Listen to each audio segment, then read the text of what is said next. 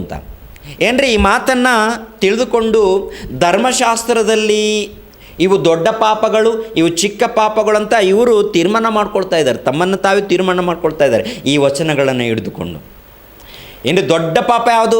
ನರಹತ್ಯೆ ಎನ್ನುವಂಥದ್ದು ದೊಡ್ಡ ಪಾಪ, ವ್ಯಭಿಚಾರ ಎನ್ನುವಂಥದ್ದು ದೊಡ್ಡ ಪಾಪ, ಸುಳ್ಳು ಸಾಕ್ಷಿ ಹೇಳುವಂಥದ್ದು ಇದು ಚಿಕ್ಕ ಪಾಪ ಅಂತ ಹೇಳಿ ಅಡ್ಜಸ್ಟ್ಮೆಂಟ್ ಆಗಿ ಎಲ್ಲರೂ ಯಾವಾಗಲೂ ನೋಡಿದ್ರೆ ಅನೇಕ ಸಾರಿ ಸುಳ್ಳು ಸಾಕ್ಷಿಗಳನ್ನು ಹೇಳ್ತಾನೇ ಇರ್ತಾರೆ ಪ್ರಿಯರೇ.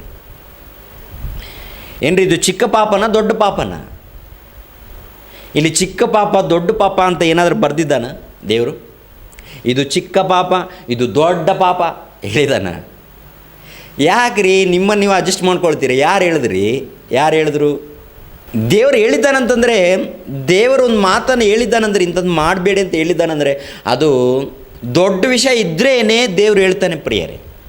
ಯಾವುದೇ ವಿಷಯ ಆಗಲಿ ದೇವರು ಒಂದು ಮಾತು ಹೇಳಿದಾನಂತಂದರೆ ಅದರಿಂದ ದೊಡ್ಡ ವಿಷಯ ಇದೆ, ಅದರಿಂದ ದೊಡ್ಡ ಸಂಗತಿ ಇದೆ. ನಾವು ಅರ್ಥ ಮಾಡ್ಕೊಳ್ಬೇಕು. ಇದು ಚಿಕ್ಕ ಪಾಪ, ಇದು ದೊಡ್ಡ ಪಾಪ, ಇದು ಅಡ್ಜಸ್ಟ್ ಮಾಡ್ಕೊಳ್ಳೋಂಥ ಪಾಪ ಅದು ಅಲ್ಲ. ದೇವರು ಒಂದು ವಿಷಯ ಹೇಳಿದ್ದಾನಂತಂದರೆ ಪ್ರಿಯರಾದ ದೇವ್ರ ಮಕ್ಕಳಿರ ನಾವು ಜಾಗ್ರತೆ ಪಡಬೇಕು. ನಾವೆಲ್ಲರೂ ಜಾಗ್ರತೆ ಪಡಬೇಕು. ಜಾಗ್ರತೆ ಪಡದೆ ಹೋದರೆ ಈ ಸುಳ್ಳು ಸಾಕ್ಷಿಯನ್ನು ಹೇಳಿರ್ತಾರೆ ನೋಡ್ರಿ, ಸುಳ್ಳು ಸಾಕ್ಷಿ, ಇಂಥವ್ರ ಮೇಲೆ ಸುಳ್ಳು ಸಾಕ್ಷಿಗಳನ್ನು, ಅಂದರೆ ಒಬ್ಬರ ಮನುಷ್ಯರ ಮೇಲೆ ಸುಳ್ಳು ಸಾಕ್ಷಿ, ಇಲ್ಲ ದೇವರ ಮುಂದೆ ಸುಳ್ಳು ಸಾಕ್ಷಿ ಹೇಳುವಂಥದ್ದು ಇದ್ದರೆ ಅಂಥವ್ರಿಗೆ ಎಷ್ಟು ಭಯಂಕರವಾದಂಥ ನಷ್ಟ ಆಗುತ್ತೋ ಎನ್ನುವಂಥದ್ದನ್ನು ಇವತ್ತು ಪ್ರತಿಯೊಬ್ಬರು ತಿಳ್ಕೊಳ್ಬೇಕಾಗಿದೆ. ಪ್ರತಿಯೊಬ್ಬರು ಈ ಸಂಗತಿಗಳನ್ನು ತಿಳ್ಕೊಳ್ಬೇಕು. ಚಿಕ್ಕ ಪಾಪನೋ ದೊಡ್ಡ ಪಾಪನೋ ನಿಮ್ಗೆ ಗೊತ್ತಾಗುತ್ತೆ. ಇವಾಗ ಪ್ರಿಯರಾದ ದೇವ್ರ ಮಕ್ಕಳಿರ, ಕ್ರಿಸ್ತ ಪೂರ್ವದಲ್ಲಿ ಅರಾಮ್ಯರ ಅರಸನ ಕಾಲದಲ್ಲಿ ನಾಮಾನನು ಎನ್ನುವಂಥ ಒಬ್ಬ ವ್ಯಕ್ತಿ ಇದ್ದಾನೆ. ಕ್ರಿಸ್ತ ಪೂರ್ವದಲ್ಲಿ ಏಲಿಷನು ಎನ್ನುವಂಥ ಪ್ರವಾದಿ ನಿಮಗೆಲ್ಲರಿಗೂ ಗೊತ್ತು. ಈ ಏಲಿಷನ ಕಾಲದಲ್ಲಿ ಅರಾಮ್ಯರ ಅರಸನ ಬಳಿಯಲ್ಲಿ ನಾಮಾನನು ಎನ್ನುವಂಥ ಒಬ್ಬ ಶತಾಧಿಪತಿ ಎನ್ನುವಂಥ ಒಬ್ಬ ವ್ಯಕ್ತಿ ಇರ್ತಾನೆ. ಆತನು ಪರಾಕ್ರಮಶಾಲಿ. ಆತನನ್ನು ಕುರಿತು ಆ ಅರಸನು ಏನಂದ್ಕೊಂಡಿದ್ದಾನೆಂದರೆ, ಇವನು ಮಹಾಪುರುಷನು, ಸನ್ಮಾನ ಯೋಗ್ಯನು, ಈ ಮನುಷ್ಯನು ಮಹಾಪುರುಷನು, ಸನ್ಮಾನಕ್ಕೆ ಯೋಗ್ಯನು ಅಂತ ತಿಳ್ಕೊಂಡಿರ್ತಾನೆ. ಯಾಕೆ ಆತನನ್ನು ಆ ರೀತಿ ತಿಳ್ಕೊಂಡಿದ್ದಾನಂತಂದರೆ ದೇವರು ಅವನನ್ನು ಆಶೀರ್ವದಿಸಿರ್ತಾನೆ, ನಾಮಾನನನ್ನು. ಆದರೆ ಈ ನಾಮಾನನಿಗೆ ಕುಷ್ಠರೋಗ ಇದೆ ರೀ, ಕುಷ್ಠರೋಗ. ಒಂದು ಸಾರಿ ನೋಡಿ ಪ್ರಿಯರಾದ ದೇವ್ರ ಮಕ್ಕಳಿರ, 2ನೇ ಅರಸುಗಳು 5ನೇ ಅಧ್ಯಾಯ 1ನೇ ವಚನದಿಂದ, ಅರಾಮ್ಯರ ಅರಸನಿಗೆ ನಾಮಾನನೆಂಬ ಒಬ್ಬ ಸೇನಾಧಿಪತಿ ಇದ್ದನು. ಯೆಹೋವನು ಇವನ ಮುಖಾಂತರವಾಗಿ ಅರಾಮ್ಯರಿಗೆ ಜಯವನ್ನು ಅನುಗ್ರಹಿಸಿದ್ದರಿಂದ ಅರಸನು ಇವನನ್ನು ಮಹಾಪುರುಷನೆಂದು, ಸನ್ಮಾನ ಯೋಗ್ಯನೆಂದು ಎಣಿಸುತ್ತಿದ್ದನು. ಆದರೆ ಪರಾಕ್ರಮಶಾಲಿಯಾದ ಇವನು ಕುಷ್ಠರೋಗಿಯಾಗಿದ್ದನು. ಪರಾಕ್ರಮಶಾಲಿಯಾಗಿರುವಂಥ ಇವನು ನಾಮಾನನು ಏನಾಗಿದ್ದಾನಂತೆ? ರೋಗಿಯಾಗಿದ್ದಾನೆ. ಕುಷ್ಠರೋಗ ಇದೆ ಆತನಿಗೆ. ಈ ಕುಷ್ಠರೋಗ ಇರುವಾಗ ನಾಮಾನನ ಮನೆಯಲ್ಲಿ ಒಬ್ಬ ಸೇವಕಿ ಇರ್ತಾಳೆ ಪ್ರಿಯರೇ. ಈ ಸೇವಕಿ ಇಸ್ರಾಯೇಲ್ ದೇಶದವಳು. ಈಕೆ ನಾಮಾನನ ಹೆಂಡತಿಗೆ ಸೇವಕಿಯಾಗಿ ಮನೆಯಲ್ಲಿ ಕೆಲಸ ಮಾಡ್ತಾ ಇರ್ತಾಳೆ. ಆಗ ಈ ಸೇವಕಿ ತನ್ನ ಯಜಮಾನಳಿಗೆ ಒಂದು ಸಲಹೆಯನ್ನು ಕೊಡ್ತಾಳೆ. ಏನದು ಸಲಹೆ ಅಂದರೆ, ಅಮ್ಮನವರೇ, ನಮ್ಮ ಯಜಮಾನರು ಇಸ್ರಾಯೇಲ್ ದೇಶದಲ್ಲಿ ಒಂದು ವೇಳೆ ಸಮರ್ಯದಲ್ಲಿ ಹುಟ್ಟಿದ್ರೆ ಈ ರೋಗ ಹೋಗ್ತಾ ಇತ್ತು. ಯಾಕೆಂದರೆ ಒಬ್ಬ ಪ್ರವಾದಿ ಇದ್ದಾನೆ, ದೇವರ ಭಕ್ತನಿದ್ದಾನೆ, ಆತನ ಮೂಲಕ ಈ ರೋಗ ಹೋಗ್ತಾ ಇತ್ತು ಅಂತ ಆ ಸೇವಕಿ ತನ್ನ ಯಜಮಾನಳಿಗೆ ಹೇಳಿದಾಗ, ಏನ್ರಿ ನಾಮಾನನ ಹೆಂಡತಿ ಈ ವಿಷಯ ತಿಳ್ಕೊಂಡ ನಂತರ ನಾಮಾನನ ಹೆಂಡತಿ ನಾಮಾನನಿಗೆ ತಿಳಿಸಿದಾಗ ಈ ನಾಮಾನನು ಹೋಗಿ ಅರಸನ ಬಳಿಯಲ್ಲಿ ಹೇಳ್ತಾನೆ, ಈ ಇಸ್ರಾಯೇಲ್ ಪಟ್ಟಣದಲ್ಲಿ ಸ್ವಸ್ಥತೆ ಮಾಡುವಂಥ ಒಬ್ಬ ಪ್ರವಾದಿ ಇದ್ದಾನೆ, ಆತನ ಬಳಿಗೆ ನನ್ನನ್ನು ಕಳಿಸ್ಕೊಡು ಅಂತ ಹೇಳಿದಾಗ ಆತನ ಕಳಿಸ್ಕೊಡ್ತಾನೆ ನಾಮಾನನಿಗೆ. ನಾಮಾನನು ಏಲಿಷನ ಬಳಿಗೆ ಬರ್ತಾನೆ. ಏಲಿಷನ ಬಳಿಗೆ ಬಂದ ನಂತರ ಏಲಿಷನ ಬಳಿಯಲ್ಲಿ ನಿಂತ್ಕೊಳ್ತಾನೆ. ಆವಾಗ ಏಲಿಷನ್ ಏನಂತ ಹೇಳ್ತಾನೆ, ಆ ಕುಷ್ಠರೋಗಿಯನ್ನು ನೋಡಿ ನೀನು ಹೋಗಿ 7 ಸಾರಿ ಯೋರ್ದಾನ್ ನದಿಯಲ್ಲಿ ಮುಳುಗು ಅಂತ ಹೇಳ್ತಾನೆ. ಯಾರಿಗೆ? ನಾಮಾನನಿಗೆ, ಕುಷ್ಠರೋಗಿಗೆ. ಏನ್ರಿ ಈ ನಾಮಾನನು ಏನು ಮಾಡ್ತಾನೆ ನೋಡಿ ಪ್ರಿಯರೇ. ನಾಮಾನನು ಏನು ಮಾಡ್ತಾನೆ ಅಂದರೆ, ಒಂದು ಸಾರಿ 2ನೇ ಅರಸುಗಳು 5ನೇ ಅಧ್ಯಾಯ 9ನೇ ವಚನದಿಂದ. ಎಲೀಷನು ಅವನಿಗೆ, ಹೋಗಿ ಯೋರ್ದಾನ್ ಹೊಳೆಯಲ್ಲಿ 7 ಸಾರಿ ಸ್ನಾನ ಮಾಡು, ಆಗ ನಿನ್ನ ದೇಹವು ಮುಂಚಿನಂತೆ ಆಗುವುದು, ನೀನು ಶುದ್ಧನಾಗುವಿ ಎಂದು ಹೇಳಿ ಕಳುಹಿಸಿದನು. ನಾಮಾನನು ಇದನ್ನು ಕೇಳಿ ಕೋಪಗೊಂಡು, ಇದೇನು? ಅವನು ಹೇಗೋ ಹೊರಗೆ ಬಂದು ನಿಂತು ತನ್ನ ದೇವರಾದ ಯೆಹೋವನ ಹೆಸರು ಹೇಳಿ ಕುಷ್ಠದ ಮೇಲೆ ಕೈ ಆಡಿಸಿ ವಾಸಿ ಮಾಡುವೆನೆಂದು ನೆನೆಸಿದನು. ಆದರೆ ಯೋರ್ದಾನು ಹೊಳೆಯಲ್ಲಿ ಹೋಗಿ ಮುಳುಗೋ ಅಂತ ಇದ್ದಾನೆ ಈ ಮನುಷ್ಯ. ನಮ್ಮ ದಮಸ್ಕದಲ್ಲಿ ಹೊಳೆಗಳಿಲ್ವಾ, ಕೆರೆಗಳಿಲ್ವಾ, ನದಿಗಳಿಲ್ವಾ? ಅದಕ್ಕಿಂತ ಶ್ರೇಷ್ಠವಾದಂಥ ನದಿನ ಇದು. ಹೌದು, ಸ್ಪೆಷಲಾಗಿ ನೀರಿದೆಯಾ ಇಲ್ಲೇನಾದರೂ ಅಂತ ಹೇಳಿ ನಾಮಾನನು ಕೋಪ ಮಾಡಿಕೊಳ್ತಾನೆ. ಕೋಪ ಮಾಡಿಕೊಂಡಾಗ ನಾಮಾನನ ಸೇವಕರಿರ್ತಾರಲ್ಲ, ನಾಮಾನನ ಸೇವಕರು, ಅಪ್ಪನವರೇ, ಒಂದು ವೇಳೆ ಎಲೀಷನು ದೊಡ್ಡ ಕಾರ್ಯವನ್ನು ಹೇಳಿದರೆ ನೀವು ಮಾಡ್ತಾಯಿದ್ದಿರಿ ತಾನೆ, ದೊಡ್ಡ ಕಾರ್ಯವನ್ನು ಏನಾದರೂ ಒಪ್ಪಿಸಿದರೆ ನೀವು ಮಾಡ್ತಾಯಿದ್ದಿರಿ ತಾನೆ, ಇದನ್ನು ಚಿಕ್ಕ ಕೆಲಸ ಅಲ್ವಾ?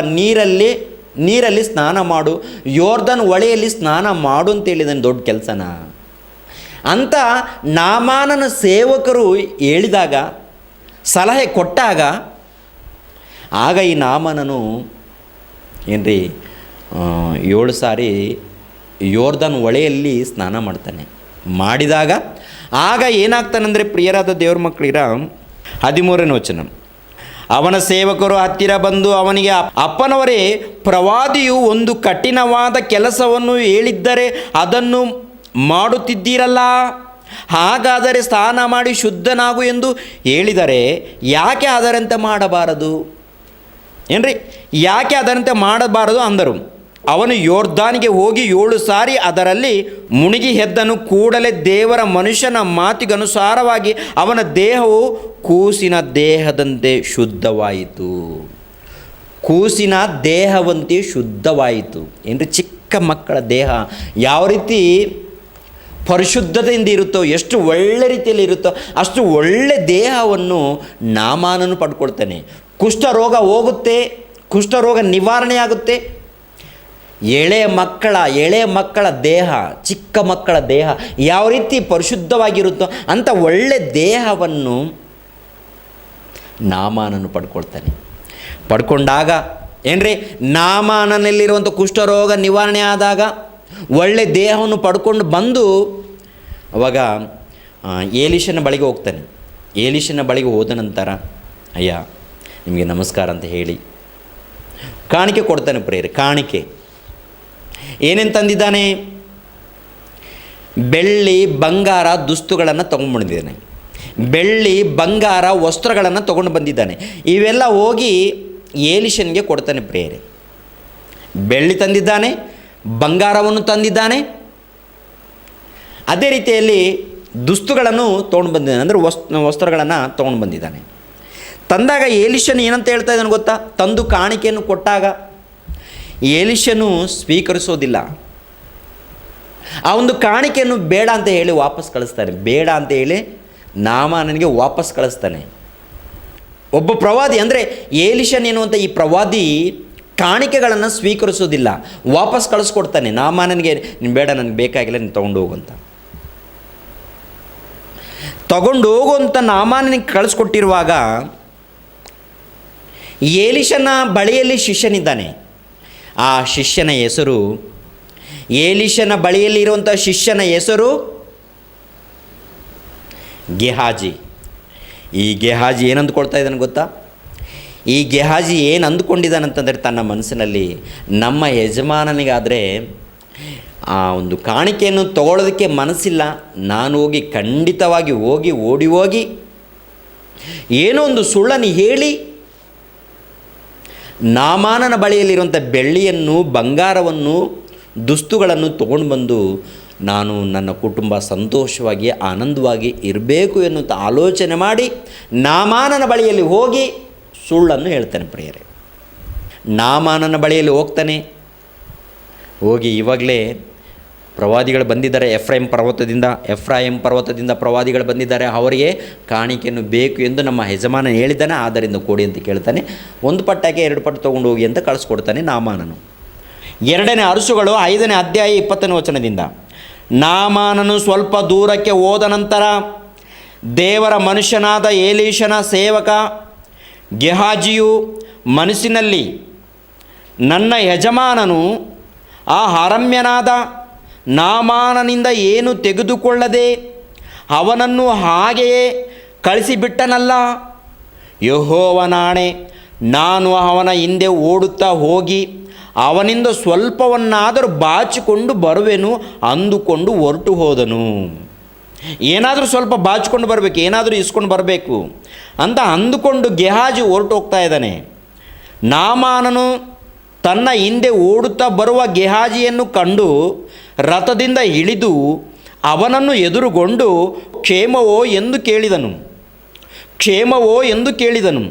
ಅವನು ಕ್ಷೇಮ ಅಂತ ಹೇಳಿದನು. ಎಫ್ರಾಯಿಮ್ ಪರ್ವತ ಪ್ರದೇಶದಿಂದ ಪ್ರವಾದಿ ಮಂಡಳಿಯವರಾದ 2 ಯೌವನಸ್ಥರು ಬಂದಿರುತ್ತಾರೆ.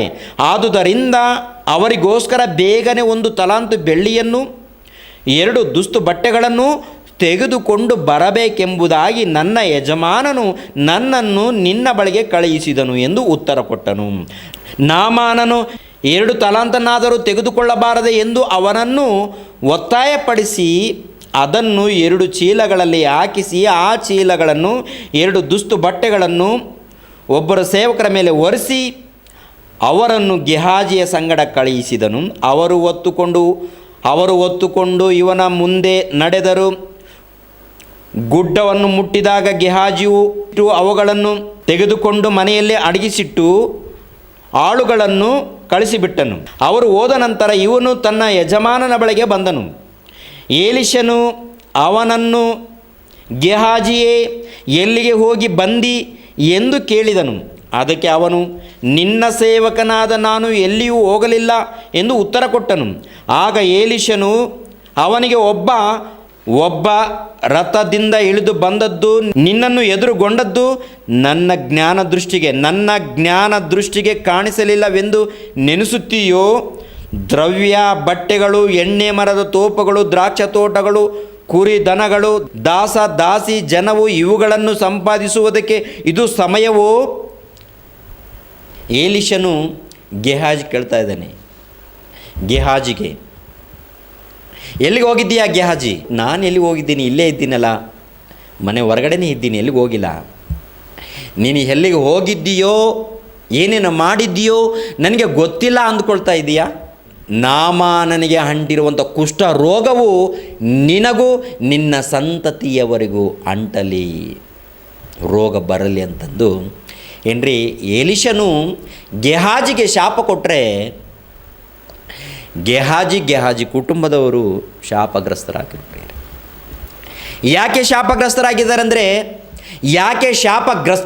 ಅಂದರೆ ಪ್ರಿಯರೇ, ಗೆಹಾಜಿ ಏನು ಮಾಡಿದ್ದಾನೆ? ಸುಳ್ಳು ಮಾತುಗಳನ್ನು ಹೇಳಿದನು. ಸುಳ್ಳು ಸಾಕ್ಷಿ ಸುಳ್ಳು ಹೇಳ್ತಾ ಇದ್ದಾನೆ ಈ ಮನುಷ್ಯ. ಏಲೀಷನ ಬಳಿಯಲ್ಲಿ, ಒಬ್ಬ ಪ್ರವಾದಿಯ ಬಳಿಯಲ್ಲಿ, ಒಬ್ಬ ದೇವರ ಸೇವಕನ ಬಳಿಯಲ್ಲಿ ಈ ಮನುಷ್ಯ ಏನು ಹೇಳ್ತಾ ಇದ್ದಾನೆಂದರೆ ಸುಳ್ಳು. ನಾನು ಎಲ್ಲಿ ಹೋಗಿಲ್ಲ, ನಾನು ಇಲ್ಲೇ ಇದ್ದೀನಲ್ಲ. ಏನ್ರಿ, ಗೆಹಾಜಿ ನಾಮಾನನ ಬಳಿಯಲ್ಲಿ ಹೋಗಿ ಬೆಳ್ಳಿ ಬಂಗಾರ ದುಸ್ತುಗಳನ್ನು ತೊಗೊಂಡು ಬಂದು ಮನೆಯಲ್ಲಿ ಇಟ್ಟು ಬೇಗ ಏನ್ರಿ ಏಲೀಷನ ಬಳಿಯಲ್ಲಿ ಬಂದು ಹೊರಗಡೆ ನೆಮ್ಮದಿ ನಿಂತ್ಕೊಂಡಿದ್ದಾನೆ. ಏಲೀಷನಿಗೆ ಗೊತ್ತಾಗುತ್ತೆ, ಎಲ್ಲ ವಿಷಯ ಗೊತ್ತು. ಕರೀತಾನೆ, ಏನು ಮಾಡಿದ್ದೆ, ಎಲ್ಲಿಗೆ ಹೋಗಿದ್ಯಾ? ಎಲ್ಲಿಲ್ಲ, ಇಲ್ಲೇ ಇದ್ದೀನಿ. ನೀನು ಎಲ್ಲಿಗೆ ಹೋಗಿದ್ದೀಯೋ, ಏನು ಮಾಡಿದ್ದೀಯೋ ಎಲ್ಲ ನನಗೆ ಗೊತ್ತು. ನಾಮಾನನಿಗೆ ಅಂಟಿರುವಂಥ ಕುಷ್ಠ ರೋಗವು ನಿನಗೂ ನಿನ್ನ ಸಂತತಿಯವರಿಗೂ ಸದಾಕಾಲ ಅಂಟಿರುವುದು ಅಂತ ಹೇಳಿದಾನೆ. ನೋಡಿ ಆ ಮಾತನ್ನು. ನಾಮಾನನ ಕುಷ್ಠವು ನಿನ್ನನ್ನು ನಿನ್ನ ಸಂತಾನದವರನ್ನು ಸದಾಕಾಲ ಹಿಡಿದು ಇರುವುದು ಅಂದನು. ಕೂಡಲೇ ಅವನಿಗೆ ಕುಷ್ಠ ಹತ್ತಿತು. ಅವನು ಹೀಮದಂತೆ ಬಿಳುಪಾಗಿ ಅವನ ಸನ್ನಿಧಿಯಿಂದ ಹೊರಟು ಹೋದನು. ಅಂದರೆ ಇಲ್ಲಿ ಇರುವಂಥ ವಸ್ತುಗಳು ಸ್ವಲ್ಪ ಬಂಗಾರ, ಸ್ವಲ್ಪ ಬೆಳ್ಳಿ, ಸ್ವಲ್ಪ ದುಸ್ತುಗಳು. ಎಷ್ಟು ಕಾಲ ಸುಖ ಪಡ್ತಾನೆ? ಸ್ವಲ್ಪ ಕಾಲ, ಒಂದು 10 ವರ್ಷ, 20 ವರ್ಷ, ಇಲ್ಲ ಒಂದು 50 ವರ್ಷ. ಸುಖ ಪಡ್ಬೋದು. ಆನಂತರ ಅನಂತಕಾಲ ದಂಡನೆಗೆ ಗುರಿ ಆಗಬೇಕಾಗುತ್ತೆ. ಅನಂತಕಾಲ, ಯುಗ ಯುಗಗಳು ಬೆಂಕಿಯ ಕೆರೆಯಲ್ಲಿ ಯಾತನ ಪಡಬೇಕಾಗುತ್ತೆ. ಬೆಂಕಿಯ ಕೆರೆಯಲ್ಲಿ ಯಾತನ ಪಡಬೇಕಾಗುತ್ತೆ. ಹೇಳಿದ್ದು ಸ್ವಲ್ಪ ಸುಳ್ಳು ಮಾತು, ಸುಳ್ಳು ಹೇಳಿದ್ದು ಸ್ವಲ್ಪ, ಆಸ್ತಿಗೋಸ್ಕರ, ಏನೋ ಸಂಪಾದನೆಗೋಸ್ಕರ. ಶಾಪ, ಅವನಿಗೆ ಗೆಹಾಜಿ ಕುಟುಂಬಕ್ಕೆ ಶಾಪ ಬಂತು ರೀ. ಶಾಪ ಬಂತು ಅಂದರೆ ದೇವರ ಸನ್ನಿಧಿಯಲ್ಲಿ ಸುಳ್ಳು ಹೇಳುವಂಥದ್ದು. ಸುಳ್ಳು ಹೇಳಿದ್ರೆ ಏನಾಗುತ್ತೆ ಗೊತ್ತಾ? ಸುಳ್ಳನ್ನು ಮಾತಾಡಿದ್ರೆ ಏನಾಗುತ್ತೆ ಗೊತ್ತಾ? ಆತ್ಮಕ್ಕೆ ಪ್ರಮಾದ, ಆತ್ಮಕ್ಕೆ ಅಪಾಯ. ಆತ್ಮಕ್ಕೆ ಅಪಾಯ ಇದೆ. ಅದು ಎಷ್ಟು ನಷ್ಟ. ಈ ಕಡೆ ದೇವರಿಂದ ದೂರ ಆಗಿದ್ದಾನೆ, ಎರಡನೇದು ರೋಗ ತಂದುಕೊಂಡಿದ್ದಾನೆ, ಮೂರನೇದು ಸತ್ತು ಹೋದ ನಂತರ ಆತ್ಮ ಬೆಂಕಿ ಕೆರೆಗೆ ಹೋಗುತ್ತೆ. ಆತ್ಮ ಬೆಂಕಿ ಕೆರೆಗೆ, ಆ ಬೆಂಕಿಯ ಕೆರೆಯಲ್ಲಿ ಎಷ್ಟು ಕಾಲ ಶಿಕ್ಷೆ ಅನುಭವಿಸ್ಬೇಕಾಗತ್ತೆ? ಅನಂತ ಕಾಲ ಶಿಕ್ಷೆಯನ್ನು ಅನುಭವಿಸ್ಬೇಕಾಗತ್ತೆ. ಆತ್ಮಕ್ಕೆ ಸಾವಿಲ್ಲ, ಬೆಂಕಿಗೆ ಕೊನೆ ಇಲ್ಲ. ಆತ್ಮ ಸಾಯುವುದಿಲ್ಲ, ಬೆಂಕಿ ಆರುವುದಿಲ್ಲ ಅಂತ ಭಯಂಕರವಾದಂಥ ಶಿಕ್ಷೆಗೆ ಒಳಗಾಗಬೇಕಾಗುತ್ತೆ. ಯಾಕೆ? ಯಾವುದಕ್ಕೋಸ್ಕರ? ಸುಳ್ಳು ಮಾತುಗಳನ್ನು ಮಾತಾಡಿರುವುದರಿಂದ. ಸುಳ್ಳು ಮಾತುಗಳು, ಸುಳ್ಳು ಅಂದರೆ ಚಿಕ್ಕ ಪಾಪ ಅಂದ್ಕೊಳ್ತಾ ಇದ್ದಾನೆ ಈ ಮನುಷ್ಯ. ಸುಳ್ಳು ಮಾತಾಡಿದ್ರೆ ಚಿಕ್ಕ ಪಾಪ. ಚಿಕ್ಕ ಪಾಪನ ಇಲ್ಲಿ ದೊಡ್ಡ ಶಾಪವನ್ನು ತಂದುಕೊಂಡ್ರಿ ಇವರು. ಗೆಹಾಜಿ ಅವನು ಮಾಡೋದಲ್ಲದೆ ತನ್ನ ಕುಟುಂಬಕ್ಕೆ ಶಾಪ ತಂದುಕೊಂಡ ಆ ಮನುಷ್ಯ. ಕೊನೆಯ ಆತ್ಮ ಬೆಂಕಿಯ ಕೆರೆಗೆ. ಬೆಂಕಿಯ ಕೆರೆಗೆ ನೋಡಿದ್ರ? ಹೊಸ ಒಡಂಬಡಿಕೆಯಲ್ಲಿ ಪ್ರಿಯರಾದ ದೇವರ ಮಕ್ಕಳಿರ, ಯೇಸು ಕ್ರಿಸ್ತನ ಕಾಲವು ಪ್ರಾರಂಭವಾಗುತ್ತೆ. ಹೊಸ ಒಡಂಬಡಿಕೆಯಲ್ಲಿ ಯೇಸು ಕ್ರಿಸ್ತನ ಚರಿತ್ರೆ ಪ್ರಾರಂಭವಾಗುತ್ತೆ. ಯೇಸು ಕ್ರಿಸ್ತನು ಹಳ್ಳಿಗಳಿಗೆ ಸುವಾರ್ತೆಯನ್ನು ಸಾರ್ತಾನೆ. ದೇವರ ರಾಜ್ಯವನ್ನು ಕುರಿತು, ದೇವರ ಪ್ರೀತಿಯನ್ನು ಕುರಿತು, ದೇವರ ಉದ್ದೇಶವನ್ನು ಕುರಿತು ಯೇಸು ಕ್ರಿಸ್ತನು ಸಾರಿ ತನ್ನ ಜೀವಿತ ಕಾಲವನ್ನು ಮುಗಿಸಿಕೊಂಡು ಶಿಲುಬೆ ಮೇಲೆ ಮರಣವನ್ನು ಹೊಂದಿ, ಆನಂತರ ಮೂರನೇ ದಿನದಂದು ಪುನರುತ್ಥಾನವನ್ನು ಹೊಂದಿ ಮತ್ತೆ ಶಿಷ್ಯರ ಬಳಿಗೆ ಬಂದು, ಪ್ರಿಯರೇ, ಸರ್ವಲೋಕಕ್ಕೆ ಹೋಗಿ ಸುವಾರ್ತೆಯನ್ನು ಸಾರಿರಿ. ಯಾರು ನಂಬಿ ದೀಕ್ಷಾಸ್ನಾನ ಪಡ್ಕೊಳ್ತಾರೋ ಅವರಿಗೆ ರಕ್ಷಣೆ ಉಂಟಾಗುತ್ತೆ, ನಂಬದೇ ಇರುವವರಿಗೆ ದಂಡನೆಗೆ ಗುರಿ ಆಗ್ತಾರೆ ಎಂದು ಯೇಸು ಕ್ರಿಸ್ತನು ಹೇಳಿ ಪರಲೋಕಕ್ಕೆ ಹೋಗ್ತಾನೆ. ಪ್ರಿಯರೇ, ಅಂದರೆ ದೇವರ ರಾಜ್ಯವನ್ನು ಕುರಿತು ಅನೇಕ ವಿಷಯಗಳನ್ನು ಅಪೋಸ್ತಲರಿಗೆ ತಿಳಿಸ್ಕೊಟ್ಟಿರ್ತಾನೆ. ಇವಾಗ ಅಪೋಸ್ತಲರು ದೇವರ ರಾಜ್ಯವನ್ನು ಕುರಿತು ಪ್ರಪಂಚಕ್ಕೆ ಸಾರಬೇಕಾಗಿದೆ. ದೇವರ ರಾಜ್ಯವನ್ನು ಕುರಿತು ಅದೇ ಒಂದು ಸಾರಿ ಮತ್ತಾಯನ ಬರೆದ ಸುವಾರ್ತೆಯಲ್ಲಿ ಯೇಸು ಕ್ರಿಸ್ತನವ್ರು ಹೇಳಿದಾನೆ ನೋಡಿ. ಆ ಮಾತನ್ನು ಒಂದು ಸಾರಿ ಜ್ಞಾಪಕ ಮಾಡ್ಕೊಳ್ಳೋಣ ಪ್ರಿಯರೇ. ಮತ್ತಾಯನ ಬರೆದ ಸುವಾರ್ತೆ 28ನೇ ಅಧ್ಯಾಯ ಏನ್ರಿ? ಮತ್ತಾಯನ ಬರೆದ ಸುವಾರ್ತೆ 28ನೇ ಅಧ್ಯಾಯ 18, 19, 20 ವಚನ. ಪರಲೋಕದಲ್ಲಿಯೂ ಭೂಲೋಕದಲ್ಲಿಯೂ ಎಲ್ಲ ಅಧಿಕಾರವು ನನಗೆ ಕೊಡಲ್ಪಟ್ಟಿದೆ. ಆದುದರಿಂದ ನೀವು ಹೊರಟು ಹೋಗಿ ಎಲ್ಲ ದೇಶಗಳ ಜನರನ್ನು ಶಿಷ್ಯರನ್ನಾಗಿ ಮಾಡಿರಿ. ಅವರಿಗೆ ತಂದೆ, ಮಗನ, ಪವಿತ್ರಾತ್ಮನ ಹೆಸರಿನಲ್ಲಿ ದೀಕ್ಷಾಸ್ನಾನ ಮಾಡಿಸಿ, ನಾನು ನಿಮಗೆ ಆಜ್ಞಾಪಿಸಿದ್ದೆಲ್ಲ ಕಾಪಾಡಿಕೊಳ್ಳುವುದಕ್ಕೆ ಅವರಿಗೆ ಉಪದೇಶ ಮಾಡಿರಿ. ನೋಡಿರಿ, ನಾನು ಯುಗದ ಸಮಾಪ್ತಿಯವರೆಗೂ ಎಲ್ಲ ದಿವಸಗಳು ನಿಮ್ಮ ಸಂಗಡ ಇರುತ್ತೇನೆ ಎಂದು ಹೇಳಿದನು. ನಾನು ನಿಮ್ಮೊಟ್ಟಿಗೆ ಇರ್ತೀನಿ. ನೀವು ನನ್ನನ್ನು ಪ್ರೀತಿಸಿದರೆ, ನನ್ನ ವಾಕ್ಯವನ್ನು ನೀವು ಪ್ರೀತಿಸಿದರೆ, ನಾನು ನಿಮ್ಮೊಟ್ಟಿಗಿದ್ದು ಅನೇಕ ಕಾರ್ಯಕ್ರಮಗಳನ್ನು ನಿಮ್ಮ ಮೂಲಕ ನಾನು ಮಾಡ್ತೀನಿ ಅಂತ ಶಕಪುರುಷನಾಗಿರುವಂಥ ಯೇಸು ಕ್ರಿಸ್ತನು ಶಿಷ್ಯರಿಗೆ ಹೇಳಿ ಏನ್ರಿ ಪರಲೋಕಕ್ಕೆ ಆರೋಹಣ ಆಗ್ತಾನೆ. ಪ್ರಿಯರೇ, ಪರಲೋಕಕ್ಕೆ ಹೋಗ್ತಾನೆ. ಪ್ರಿಯರಾದ ದೇವ್ರ ಮಕ್ಕಳಿರ, ಆಗ ಅಪೋಸ್ತಲರು ಜವಾಬ್ದಾರಿಯನ್ನು ಪಡ್ಕೊಳ್ತಾರೆ. ದೇವರ ಮೂಲಕ ವರಗಳನ್ನು, ದೇವರ ಮೂಲಕ ಅಧಿಕಾರವನ್ನು ಪಡೆದುಕೊಂಡು ದೇವರ ರಾಜ್ಯ ಸುವಾರ್ತೆಯನ್ನು ಸಾರೋದಕ್ಕೆ ಪ್ರಾರಂಭ ಮಾಡ್ತಾರೆ. ದೇವರ ರಾಜ್ಯ ಸುವಾರ್ತೆಯನ್ನು ಪ್ರಾರಂಭ ಮಾಡುವಾಗ ಅನೇಕ ಅದ್ಭುತ ಕಾರ್ಯಕ್ರಮಗಳು, ಅನೇಕ ಸೂಚಕ ಕಾರ್ಯಕ್ರಮಗಳು, ಅನ್ಯ ಭಾಷೆಗಳನ್ನು ಮಾತನಾಡುವಂಥದ್ದು, ಅನೇಕ ಕಾರ್ಯಕ್ರಮಗಳನ್ನು ಅವರು ಮಾಡ್ತಾರೆ ಪ್ರಿಯರೇ. ಆಗ ಅಪೋಸ್ತಲರು ಬೋಧನೆ ಮಾಡುವಂಥದ್ದನ್ನು ಕೇಳಿ ಅನೇಕರು ನಂಬ್ತಾರೆ. ಅನೇಕರು ಕ್ರಿಸ್ತನನ್ನು ನಂಬಿ ದೀಕ್ಷಾಸ್ನಾನ ಪಡ್ಕೊಳ್ತಾರೆ. ಇಲ್ಲಿ ಉದ್ದೇಶ ಏನಂತಂದರೆ ದೇವರ ರಾಜ್ಯ ಅಭಿವೃದ್ಧಿ ಆಗಬೇಕು, ದೇವರ ರಾಜ್ಯವು ವಿಸ್ತರಣೆಯಾಗಬೇಕು, ಕ್ರಿಸ್ತನ ರಾಜ್ಯವು ವಿಸ್ತರಣೆ ಆಗಬೇಕು, ಅಭಿವೃದ್ಧಿ ಆಗಬೇಕು, ಪ್ರಪಂಚಕ್ಕೆಲ್ಲ ಪರಿಚಯ ಆಗಬೇಕು ಎನ್ನುವಂಥ ಉದ್ದೇಶದಿಂದ 1ನೇ ಶತಮಾನದಲ್ಲಿ ಈ ಅಪೊಸ್ತಲರೆಲ್ಲರೂ ಸೇರಿ ದೇವರ ರಾಜ್ಯವನ್ನು ಕುರಿತು ಪ್ರಕಟಣೆ ಮಾಡುವಾಗ ಅನೇಕರು ಬಂದು ದೇವರ ರಾಜ್ಯದಲ್ಲಿ ಸೇರಿಕೊಳ್ತಾರೆ. ಅಂದರೆ ಯೇಸು ಕ್ರಿಸ್ತನನ್ನು ತಿಳಿದುಕೊಳ್ತಾರೆ, ದೇವರನ್ನು ತಿಳಿದುಕೊಳ್ತಾರೆ, ದೇವರ ಪ್ರೀತಿಯನ್ನು ಅರ್ಥ ಮಾಡ್ಕೊಳ್ತಾರೆ, ಆನಂತರ ದೀಕ್ಷಾಸ್ನಾನ ಪಡ್ಕೊಳ್ತಾರೆ, ದೇವರ ರಾಜ್ಯದಲ್ಲಿ ಸೇರಿಕೊಳ್ತಾರೆ. ಪ್ರಿಯರೇ, ದೇವರ ರಾಜ್ಯದಲ್ಲಿ ಸೇರಿಕೊಂಡಾಗ ಎಲ್ಲರಿಗೂ ಭಯ ಭಕ್ತಿ ಉಂಟಾಗುತ್ತೆ. ಭಯ ಭಕ್ತಿ ಉಂಟಾದಾಗ ಎಲ್ಲರೂ ಭಕ್ತಿಯಿಂದ ದೇವರನ್ನು ಆರಾಧಿಸ್ತಾರೆ, ದೇವರನ್ನು ಘನಪಡಿಸ್ತಾರೆ, ಆತ್ಮೀಯ ರೀತಿ